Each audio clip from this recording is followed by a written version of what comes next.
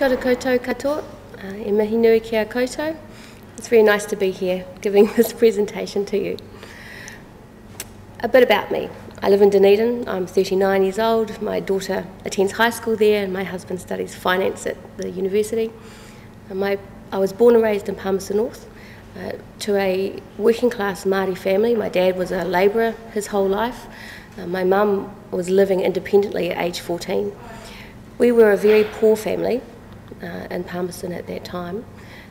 On my Māori side, my relatives were very poor. On my Pākehā side, my relatives were very poor. I grew up understanding the impact of poverty on Māori communities and Pākehā communities, how that impact was the same for them, even though sometimes the reasons were quite different.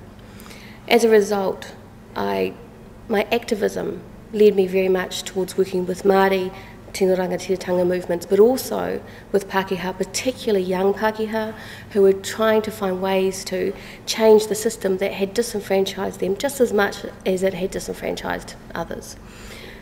From that experience, I've come to really understand the links between our communities, and that what is the strongest is those links, not those differences.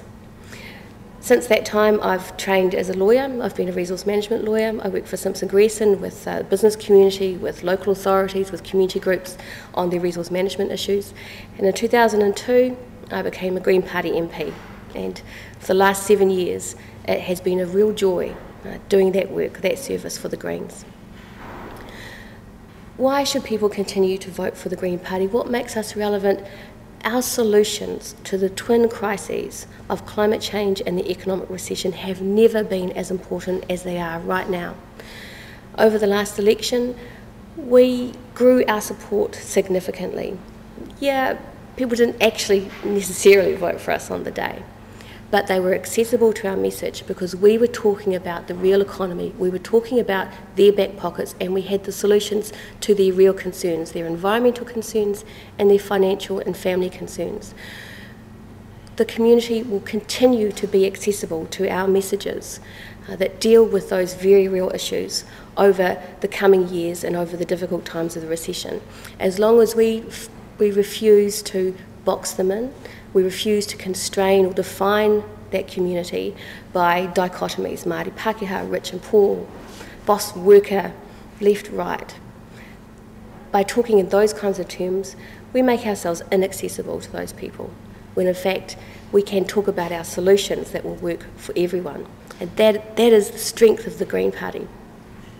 Because we are the most progressive political force in this country. We are the most credible and ethical political force in this country, and that is what gives us our strength. That is what provides such enormous pride for our members, and rightly so. We've led the community on issues like GE, on climate change, on peak oil, on Section 59, and now on the Green New Deal, our solutions for the twin crises. It is that ethical leadership we have shown in the community that we also have developed and is part of our culture internally.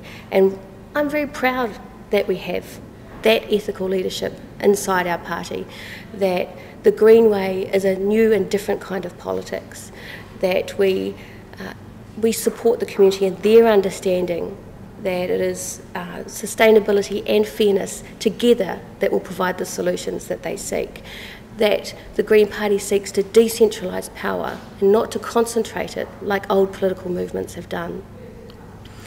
In order to continue to be accessible to the broad range of people who are looking to us for solutions, we need to recognise that this is a colonised country, that it was peacefully founded on the Treaty of Waitangi, on Te Tiriti. And I'm very proud of the Green Party and its commitment to Te Tiriti, both in our constitution and our policy and in our charter.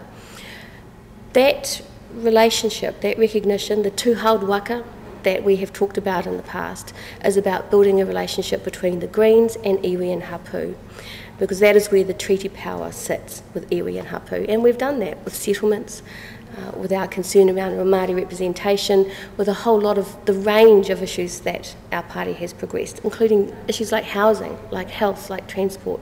All of these we've taken a treaty analysis to, and that has helped to build our relationships with hapu and iwi, which is part of securing our treaty obligations and making sure we're walking the talk, and we are. One of our greatest strengths is also that we refuse to separate social justice and environmental issues in the way that we prepare our solutions for the country. Our detractors try to force us to do that by saying that we must trade one off for the other, but that is not true. And that is where the Greens, we are so powerful in our advocacy that social justice and fairness are interrelated, are interdependent, and we cannot achieve one without achieving the other.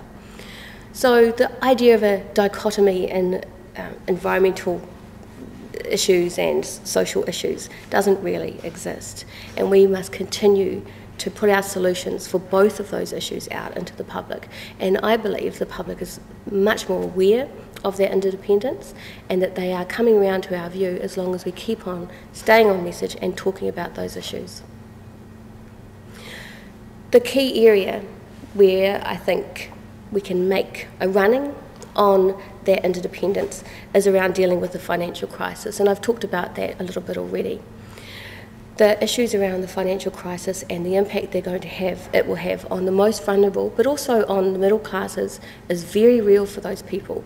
We have the solutions. We're doing the work with the budget, with the Green New Deal proposals. We're going to be on tour very shortly, talking with the community and with the Green Party about those solutions.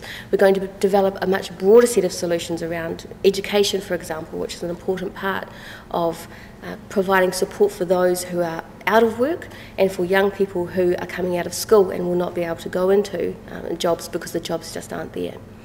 This is about talking about people's real lived lives, their very real concerns about losing their jobs, their very real concerns about their kids, about losing their home, about their financial security, and the fact that if our economy is so dependent on our environment, and therefore we must protect our environment and restore much of our environment if we are to have the secure economic base that we need, both to protect us during the recession but also to protect us all in the coming years, to protect our kids in the coming years.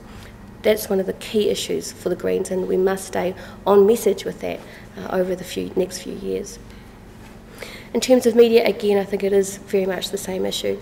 Between now and Christmas, we are going to have to be very clear about our solutions for the recession. The caucus is doing lots of work on this, but it's very important that our party members have that information too. It's not enough for the nine MPs to be out and about talking about it. We need all of our party members to be doing the same. And so we have to roll out the information across the party. We have to be very committed to party building on this issue in particular. This is what will get the cut through for 2011. Towards the end of this year, of course, we will have the Copenhagen conference. Now, this will be one of the biggest climate change conferences that we will see for some years. And I would like to see the Green Party and our Green Caucus make a very serious commitment to it. In conclusion, I've talked about how we are the most progressive political force in this country and that our solutions to the twin crises are more relevant to our community now than they have ever been. I've talked about how we are a credible and ethical political force, and it's our ethical leadership in the community and inside our party that is one of our greatest strengths, that we are committed to the grassroots leadership of our members and our supporters. I've talked about how we need to continue with the two-held waka approach to our treaty relationships and continue to build close connections with iwi and hapu. I've talked about how we have a new green politics now, that we seek to decentralise power and not to concentrate it, that we understand the connections, the interdependence between social justice and environmental issues, and we will refuse to have those split out by our detractors. I also talked about how we must remain accessible to the new generation of members and supporters, to this new era of politics that we are entering into. I'm inviting you to support me as your new female co-leader. We have a new era, a new generation of members and supporters, a new era of politics, and I want to be leading us into the political realities of the 21st century. Kia ora koutou.